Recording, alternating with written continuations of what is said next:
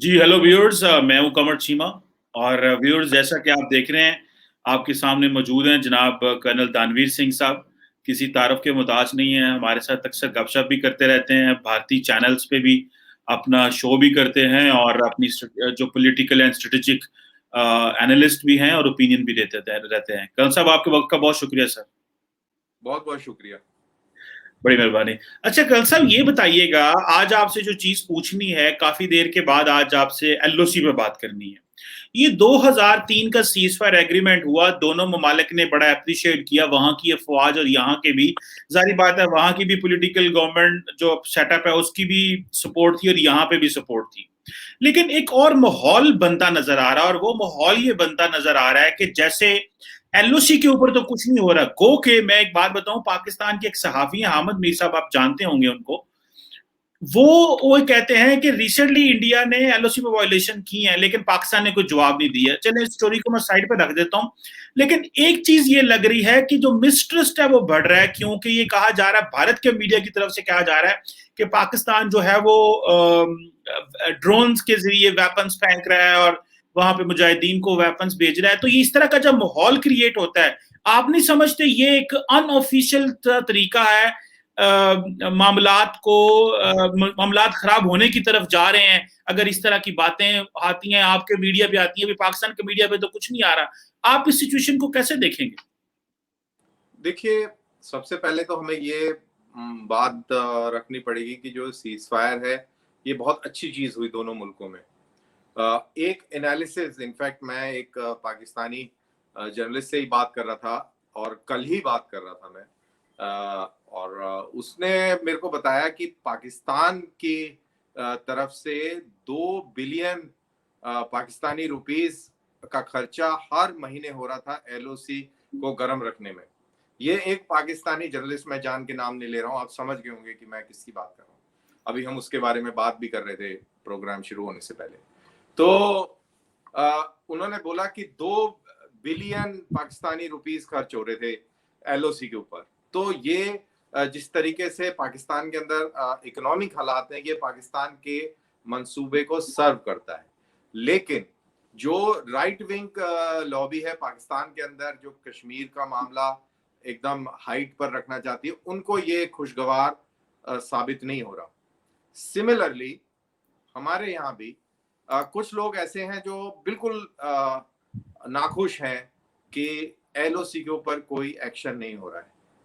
और इसके अंदर कुछ ऐसे मीडिया चैनल भी हैं, कुछ ऐसे पत्रकार भी हैं, कुछ ऐसे कमेंटेटर भी हैं जिनका मफाद नहीं है इंडिया पाकिस्तान के रिलेशन अच्छे हों उसमें। लेकिन जहां तक ये बात एलओसी के आर पार ड्रोन्स का इस्तेमाल होना, ये मैं इसको क्लियर कर दूं कि ये चीज अक्सर होती रही है। और ये पूरे बॉर्डर पर specially Punjab and Jammu and Kashmir, Punjab के अंदर जनरली ड्रोन्स का इस्तेमाल होता है आपके ड्रग्स को स्मगलिंग करने के लिए, और हथियार भी। पीछे 1 महीना पहले Amritsar, if I am not wrong, Amritsar या गुरदासपुर के इलाके में एक AK-47 और कुछ ड्रग्स बरामद हुए थे ड्रोन के जरिए ड्रॉप करके वो ड्रोन वापस गया, तो ऐसे करके बरामदगी हुई थी। तो ये एक मेथड है बार्ब्ड वायर और फेंसिंग को पार करके और इस तरीके की कार्रवाई करने के लिए। ये कोई इंडिया पाकिस्तान के आपस में ये महदूद नहीं है। अगर आप मैक्सिकन वॉल की बात करें तो वहां भी जो ड्रग माफियाज हैं उन्होंने ड्रोन्स का इस्तेमाल किया है काउंट्राबैंड्स को स्मगल करने के लिए। तो ये कोई एक बहुत बड़ा कोई बहुत मुश्किल काम नहीं है। आजकल ड्रोन्स का इस्तेमाल लॉजिस्टिक डिलीवरी के लिए भी होता है बैरूनी मुल्कों में। तो ये कोई मुश्किल काम नहीं है, और बल्कि बहुत ही सस्ता और किफायती तरीका है किसी भी चीज को स्मगलिंग करने के लिए। तो ये ऐसा बोला जा रहा है कि जो कुलगाम में जो ट्रक पकड़ा गया कल, उसके अंदर जो AK-47 और पिस्टल और जो भी कुछ मिला वो पंजाब के रास्ते आया और ड्रोन के जरिए उसको भेजा गया। दूसरा तरीका बार्ब्ड वायर फेंसिंग को क्रॉस करने का है टनलिंग के थ्रू। तो ऐसे वाकया भी आए हैं। और जरूरी नहीं है कि सारे जो हरकत है वो पकड़ी जाती है। अगर 10 बारी हरकत करोगे तो 2-4 बारी पकड़ी जाएगी, 5-6 बारी वो सक्सेसफुल भी हो जाएगी। तो यही कहानी है और ये चीज निकल के आ भी रही है। अब दूसरा सवाल आप मेरे से पूछेंगे कि ये कैसे प्रूव हो रहा है कि ये पाकिस्तानी कर रहे हैं, एज ए गवर्नमेंट कर रही है, या ये प्राइवेट नॉन स्टेट एक्टर्स कर रहे हैं। तो हाँ, ये एक बात जरूर है। ये बिल्कुल लॉजिकल सवाल होगा अगर आप मेरे से पूछते हैं। But as a good Indian मैं यही बोलूंगा कि पाकिस्तानी गवर्नमेंट इसको फैसिलिटेट कर रही है और आईएसआई इसको असिस्ट कर रहा है। ये मेरा आप ही के सवाल का जो भी मैंने आपसे पूछ लिया उसी का जवाब मैं दे रहा हूँ। आपने बड़ा सवाल को जो फ्रेम किया है ना, आपने कहा as a good Indian means के एक मुझे, क्योंकि सारे इंडिया की ओपिनियन है तो मुझे भी ये कहना है पॉपुलर ओपिनियन है नहीं, कल से एक बात बताएं, मैं देख रहा था, जाहिर बात है आपका एक अपना पर्सपेक्टिव और आपको पर्सपेक्टिव रखना चाहिए, आप बड़ा अच्छा एनालिसिस करते हैं और इन डेप्थ अंडरस्टैंडिंग रखते हैं चीजों की। लेकिन कल साहब ये बात बताइएगा कि इंडिया के पास जो हेरोन टीपी ड्रोन्स हैं, जो आपने अभी मैं रिसेंटली देख रहा था कि 4 जो हेरोन टीपी ड्रोन्स हैं वो आप इसराइल से ले रहे हैं, लीज पे ले रहे हैं। और जो मेरी इंफॉर्मेशन है, इससे पहले भी इंडिया के पास 90 जो इससे प्रीवियस जनरेशन के जो हेरोन ड्रोन्स हैं वो मौजूद हैं, जो कि इंडियन एयरफोर्स चलाती है। मुझे जिसमें से मेजॉरिटी आई थिंक 75 जो है वो इंडियन एयरफोर्स चलाती है, 15 आर्मी के पास है, जो मेरे पास इंफॉर्मेशन है। ये बताइएगा, अगर वो पाकिस्तान की तरफ से, या आप आईएसआई का नाम लें या what ever you call it, वो कि पाकिस्तान ये नहीं कर रहा, अगर इस तरह की सप्लाई जा रही है, ड्रग्स है, वेपन है, तो आपके पास ड्रोन्स क्या करते हैं? ये फौज वहां पे क्या करती है? क्यों शूट नहीं करती? क्यों ऊपर से वो इमेजेस हैं वो आप, अच्छा इमेजेस नहीं आते? मैं रोजाना इंडियन टीवी पे बैठता हूँ, अगले दिन भी बैठा हुआ सी, ला ला ला ला आपा तुसी ऐ करन डे हो, ऐ करन डे हो। हमने कहा ठीक है, कोई खबर, कोई सबूत, कोई तस्वीर, कोई कुछ, वो कुछ नहीं है, सिर्फ ला ला ला ला ला ला ऐ क्यों है? देखो चीमा साहब, ड्रोन जो है, ड्रोन कई टाइप के होते हैं। एक तो आपके मिलिट्री ड्रोन्स हैं, जैसे आप हेरॉन की बात कर रहे हैं, इनका सर्विस सीलिंग 30,000 फीट है और इनका पर्पस अलग है। पर्पस रिकॉनेसेंस सर्विलेंस है। और अभी 4 हेरॉन जो हम ले रहे हैं वो आर्म्ड हेरॉन की भी बात हो रही है, और हाई सर्विलेंस के ड्रोन्स ले रहे हैं अभी, जो निगरानी रखने के लिए एलएसी के ऊपर ले रहे हैं। और करेक्शन, जो 4 ड्रोन्स ले रहे हैं वो निगरानी के लिए और ले रहे हैं, बढ़ाने के लिए। और जो पुराने ड्रोन्स हैं उनको कुछ को कन्वर्ट कर रहे हैं एज आर्म ड्रोन्स। तो ये ड्रोन से ये काम नहीं होता। ये जो काम होता है, जिसमें एक AK-47 भेज दी और उसमें कुछ चीजें भेज दी, ये होता है जो मार्केट के अंदर छोटे किस्म के जो ड्रोन मिलते हैं। और ये ऐसे नहीं होता कि बल्क के अंदर एक पैकेज बनाया और जाके जी गिरा के आ गए, क्योंकि उसका पैकेज का वेट हो जाएगा। वो ये ऐसे होगा कि कटीली तार की दूसरी तरफ बैठे हुए हैं। ड्रोन्स तो अमूमन आम लोग भी फोटोग्राफी के लिए भी यूज करते हैं, मैं भी करता हूँ। तो उसमें एक पिस्टल टांग दी, वो भेज दी, उधर से जाके वो उसने पिस्टल उतार ली, वापस आ गई। तो 5-6 गेड़ों के अंदर आपने 2-3 पिस्टल और पूरी AK-47 पुर्जे करके भेज दी। तो ये कोई बहुत बड़ा वो नहीं है, और ये ना रडार पे आएगा, ना इसको कोई देख पाएगा, और ये कोई बहुत मुश्किल काम नहीं है। जब फेंसिंग के ऊपर, जब ऐसा तो नहीं है कि सब एक के साथ एक आदमी खड़ा हुआ है दीवार बना के, नहीं है। एक पेट्रोल आई, पेट्रोल चली गई, तो ड्रोन की तो आवाज भी नहीं होती और बहुत ही कम होती है, उसके बारे में किसी को पता भी नहीं चलता। तो उसका इस्तेमाल कोई मुश्किल काम नहीं है। बस एक ही उसकी जो सिक्योरिटी पॉइंट ऑफ व्यू से जो एक एडवांटेज एज ए डिफेंडर वो है कि ये वाले ड्रोन्स बल्क में नहीं ले जा सकते। अगर एक AK-47 भी भेजनी है तो उसको 5-6 सॉर्टी करनी पड़ेगी, पार्ट्स भेजने पड़ेंगे, वो जाके दूसरी तरफ असेंबल होगा, फिर जाके बनेगी। तो ये एक प्रैक्टिकल मसला है, इसलिए ये वो नहीं हो सकते। इंटरसेप्ट होना इनका बहुत मुश्किल है। तो वैसे तो आपको ये, अगर ये टेक्नोलॉजी हो तो मैं तो समझता हूँ क्या ही अच्छा है, ताकि वंस फॉर ऑल ये मसला खत्म हो जाए और पाकिस्तान पे इल्जाम ना लगें और ऑब्वियसली पाकिस्तान नहीं चाहता, क्योंकि पाकिस्तान में इस वक्त बड़ा क्लियर एनवायरनमेंट है कि इंडिया के साथ ताल्लुकात ठीक करने हैं। खासकर हमारे जो दफाई इदारे हैं वो समझते हैं सियासतदान अपनी सियासत कर रहे हैं। वैसे कल साहब एक बात बताइएगा, एक किसी से ज़िमनी सवाल है। इंडिया के अंदर जब ये एलओसी के ऊपर ये मामलात, ये जो मिसट्रस्ट की बातें आ रही हैं, इसको ज्यादा मीडिया हवा दे रहा है या सियासतदान हवा दे रहे हैं? ये कौन आपकी नजर में, आपकी क्या अंडरस्टैंडिंग है या आपका क्या पर्सपेक्टिव है कि ये कौन सा इंटरेस्ट ग्रुप ज्यादा इसको उठा रहा है, या कि आर्मी की तरफ से ये ब्रीफ दी जाती है जिसको सारे ही बाय कर लेते हैं? देखिए, आर्मी की तरफ से ब्रीफ नहीं दी जाती है, ना इसको सियासतदान कर रहे हैं।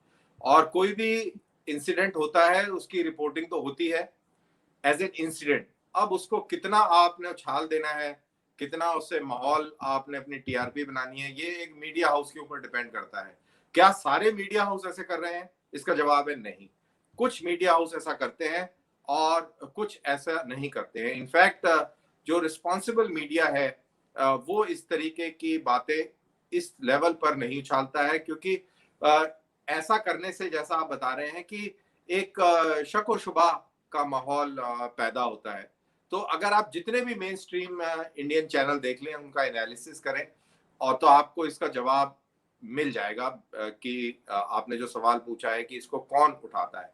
आई डोंट थिंक सो कि किसी भी सियासतदान ने इसके बारे में बात करी हो। अभी रिसेंटली आर्मी चीफ ने जरूर कहा था कि ये बहुत अच्छी चीज है, लेकिन हमको अलर्ट रहना पड़ेगा। मेरे ख्याल से कोई भी आर्मी चीफ ये नहीं कहेगा कि सीज फायर एक बुरी चीज है और हमें सुस्त होके और सो जाना चाहिए, ऐसे कोई नहीं बोलेगा।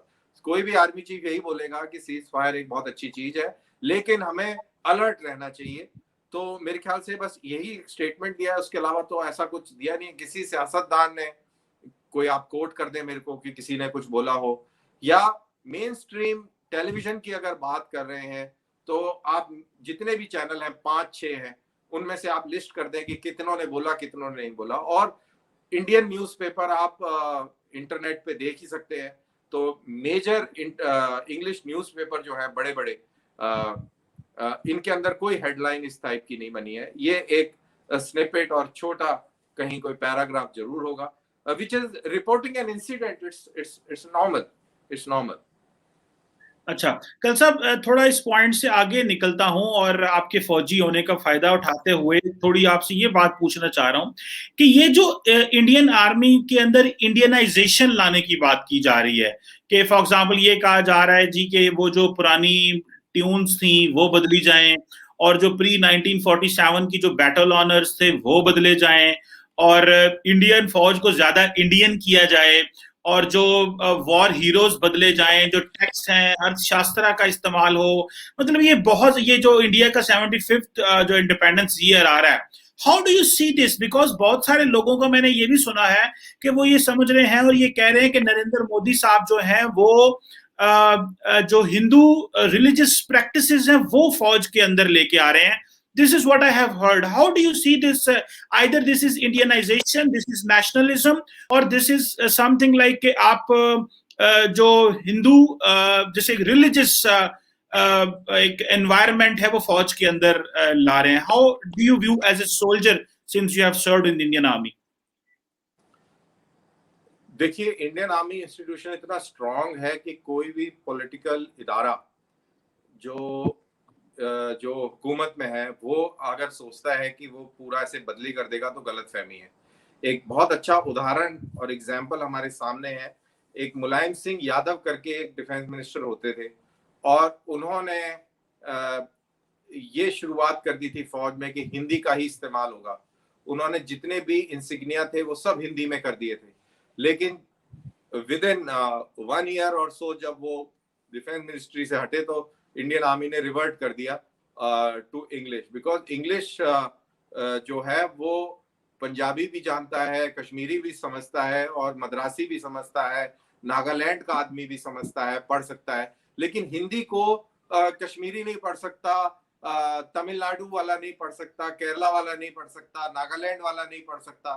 तो हिंदी जो है एक पूरी लैंग्वेज उस तरीके से नहीं है जैसे आपके मुल्क में उर्दू है कि सब उर्दू जानते हैं, यहाँ पर सब उर्दू नहीं, हिंदी नहीं जानते हैं, और इंग्लिश सब पढ़ सकते हैं, या रोमन इंग्लिश अल्फाबेट्स में अपनी लैंग्वेज में या उसको उस तरीके से पढ़ सकते हैं, रोमन जिसको बोलते हैं।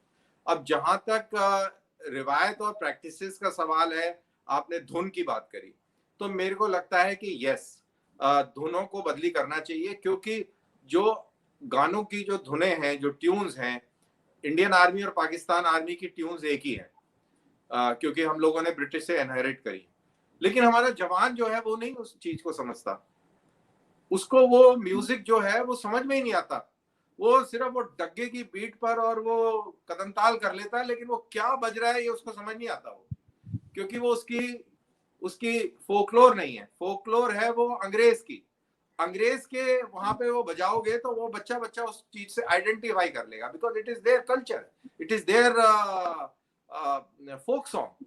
तो हम इस चीज में लगे हुए हैं कि हम अपने यहाँ की फोक सॉन्ग्स बेस्ड धुनें उठाएं, क्योंकि हमारा एक जो कंट्री है, इट इज ऑलमोस्ट अ सब कॉन्टिनेंट, उसमें इतनी जबानें बोली जाती हैं। अब मद्रास रेजिमेंट में आप कोई कहीं की धुन बजा रहे हैं, उसको समझ ही नहीं आएगा तंबी को कि क्या बज रही है, लेकिन अगर कोई धुन जो है, कोई जो ट्यून है लोकल वहां से निकाल कर उसका मार्शल एलिमेंट कैप्चर करके अगर उसको बजाया जाए, तो he will enjoy the music while marching. You are understanding? So this is what is the meaning of indigenization.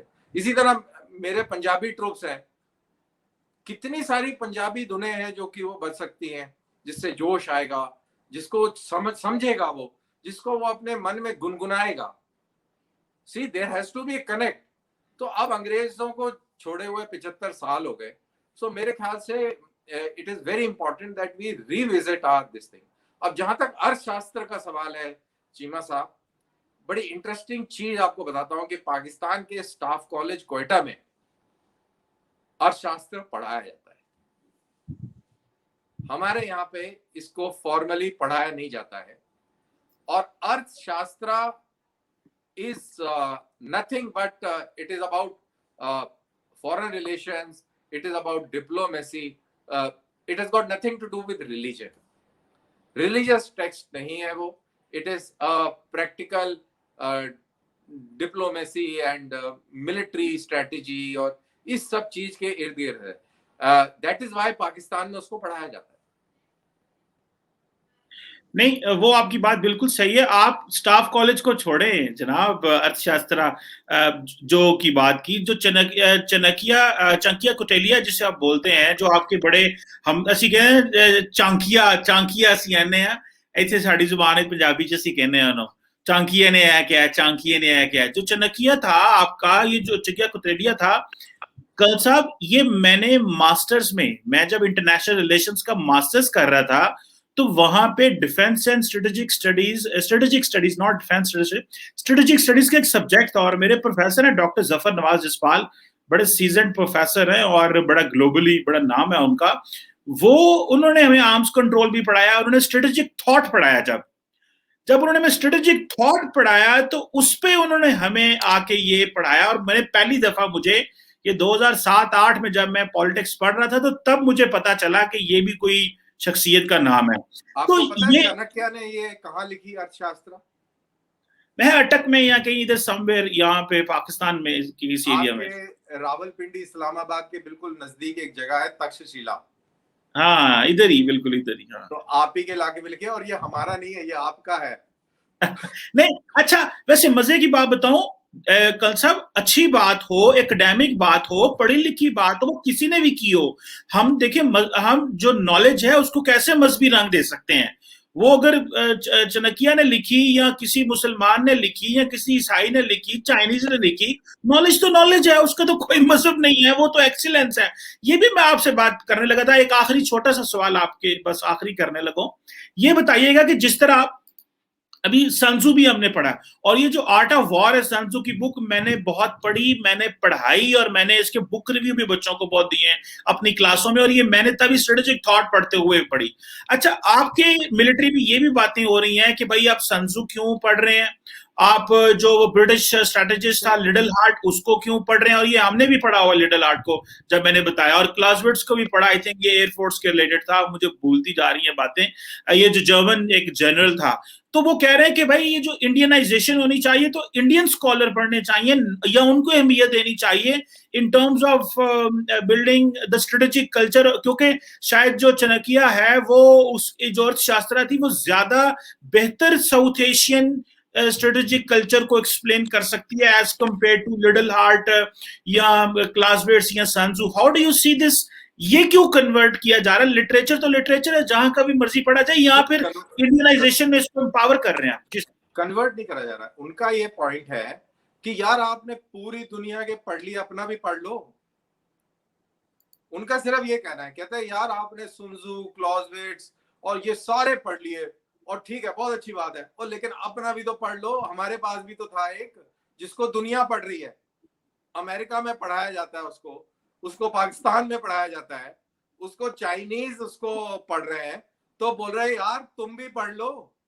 It is just that कि तुसी भी पढ़ लो हुण, सारी दुनिया पढ़ रही है, तो भी तो पता लगे कि साला आज बीमारी की सी। That's it. बाकी ये नहीं कह रहे कि वो आप वो ना पढ़े, आप ये ना पढ़े, नहीं, आप सब पढ़े, लेकिन अपना भी तो पढ़ लें। बिल्कुल सही है, I agree with you on this. और क्यों ना पढ़ना चाहिए आपको। गो के फ्रैंकली स्पीकिंग, जब हमने इसको पढ़ा था तो हमें बड़े नैरो माइंडेड से इसकी डिस्कशन होती थी कि यार वो ते हिंदू है, ते उन्हें लिखा है, यार है वेखो ये नहीं वेखो ना वो। अच्छा, इतनी नेगेटिव कॉनोटेशन थी। देखिए, इट्स ऑल अबाउट नॉलेज था ना। वो कह रहा था यार है जोड़े हिंदू ने ना ए जोड़ा चांकी है ए की कहंदा है कि ए कहंदा है कि तुसी दरख्त नूं पा दियो चीनी, तुसी लोकां नूं हौली हौली मारो, दरख्त नूं पा दियो चीनी ते ओ आज ए हुण मैनूं याद है पुरानी गल 2009-10 दी। दरख्त नूं चीनी पा दियो, कीड़ियां पै जाणगियां, उत्थे कीड़ियां आउंदियां जाणगियां, दरख्त नूं थल्लेओं खोखला कर दियो ते आप ही ओ डिग पैगा, ते स्लोली मारो ना। अच्छा, it doesn't matter who says this, but as far as your enemy is concerned, आप इसी तरह की पॉलिसीज बनाते हैं ना।